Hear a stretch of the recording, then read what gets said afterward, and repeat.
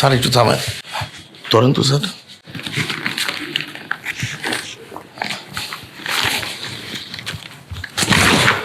কি রে, তুই পানিটা খালি কে? হ্যাঁ, তুই পানিটা খাইছস খেললে গেটা আমার ক। পরিস্থিতি ট্যাকেল দেওয়ার জন্য খাইছি বড় ভাই। এখন যদি তুই আমার উপর ইমপ্রেস হয়ে যাস তখন আমি কি করব? আমি কি ওই টাইপের লোক রে? ওই বেটা ওই টাইপের লোক না। না না না, কিছু তো করার আছে। তুই এখন আমার পানি দে, আমার পানি আমার ফেরত দিবি। তুই এলা কেমনে পারস পানি দে? বড় ভাই আপনি এটা কি করতেছেন? না খায় ফেলা পানি আবার আপনার ফেরত দিব কেমনি? এটা তো আমার দেওয়ার বিষয় না। তুই খাইছস কে পানি? আবেগে আবেগে না খালি পানি খাইতে মন চায়, একদম তার পানি বের করে আনলাম। ক, তুই পানি দে। আচ্ছা ঠিক আছে, আপনি আমার 4-5 মিনিট সময় দেন, আমি হয় মুখ দিয়া নাহলে নিচে দিয়া কোনো না কোনো দিক দিয়ে আপনার পানি ফেরত দিতেছে। পিস্তলের ডাকটা দিয়ে মাথা মতো ফাড়া গেলাম, কিন্তু তোর মুখ খাওয়াবি আমার এখন, মুখ খাওয়াবি। বড় ভাই আমি কি করুন? তোরা যেটা কই রাখুন, কালকার থেকে তন্নি যখন পানি খাইব তুই আমার সামনে আবি না, আর ওর সামনে যাবি না।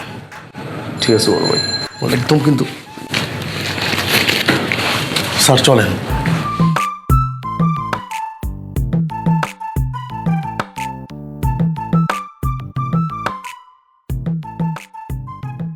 কি রে, কি কবি ক?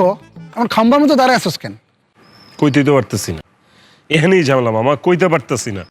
একটা ঝামেলা হয়েছে তন্নিরে ভালোবাসার কথা কইতে পারতেছি না, আরেকটা ঝামেলা হয়েছে এই সারফারাজ, এই শালার বেড়াজাল থেকে বাইরেতে পারতেছি না।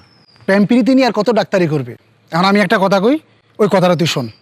তুই এখন ডাইরেক্ট যাবি তনির কাছে, গিয়া তোর মনের কথাটা, তোর ভালোবাসার কথাটা ওরা প্রকাশ করবি। দেখবি তোর নিয়ে তোর ভালোবাসে, এটা আমি শিওর। সেও তারটা প্রকাশ করবে, তাই দেখবি কোনো সমস্যায় থাকবে না, সব মুশকিল আসান হয়ে যাব।